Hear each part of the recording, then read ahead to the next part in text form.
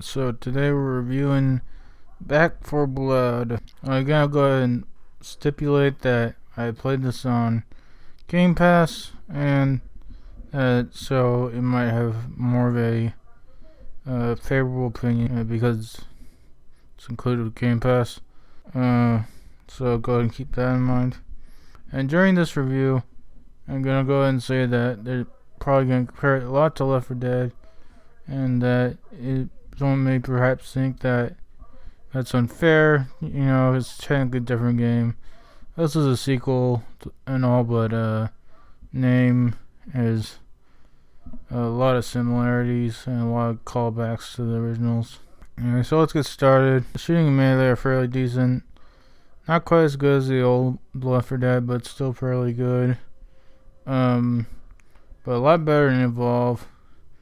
I'm going to say that now this game's a lot better than Evolve, and Turok has come up from that. There's good weapon variety, with a decent sort of light version of a loadout system.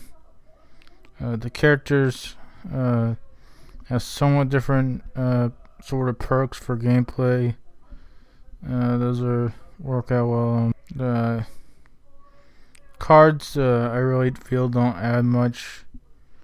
I would have preferred a more regular perk system.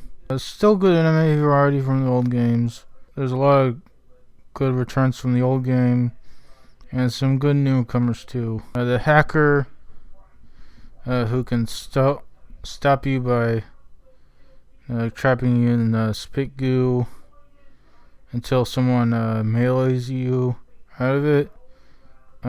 Probably with the deadliest thing in the game, I'd say. You can spare it to the bosses even, or especially when he traps someone trying to help someone get out of the goo. Definitely a competent enemy there. The sound cue for someone getting grabbed or trapped sounds a bit more like general danger to me. So it's not very good in that aspect. Probably because it's similar to the COD nuke sound, which I know didn't originate in Call of Duty, but whatever. Bosses are decent, but they're pretty much bullet sponges. The friendly bots are good at healing and shooting, but bad at objectives when you're playing solo. The game's a bit difficult, more difficult than the old ones. Regular difficulty is more like a medium difficulty, which is good for long term, but can be a bit jarring when you're going into veteran at first. And it's much harder than you think. Difficulty in general, this game can feel sometimes a bit bad, but like bullcrap enemies spamming. But ultimately, it feels rewarding to beat the level, so I guess it mostly works then. The start of this game is a bit slow. I say it picks up around the level called The Crossing. Still good level design like in Left 4 Dead. Good flow and action. There's more levels that are misses because it's a longer game. But generally it's still good. I only played 2 rounds of multiplayer. It seems fairly fun.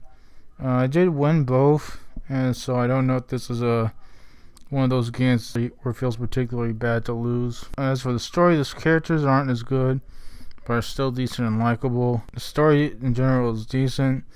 There's a bit more this time, but there's also not too much, so it doesn't feel intrusive for this type of game. The stakes are decent. They're dark, but they're not as dark and depressing as Evolve. Some fairly good music. Some difficulty finding a game or getting a full party sometimes. I think this game might be a bit unpopular. I haven't seen too many people talking about it. In general, I say similar to Deathloop. I feel like I enjoy this game more than how critically good it is.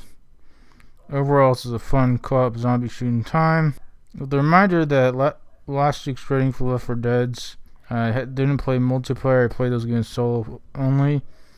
I'm giving this one an 8.35. That's about it. Check out my horror playlist. More horror games to come. Thank you to anyone who likes, comments, or subscribes. That's it.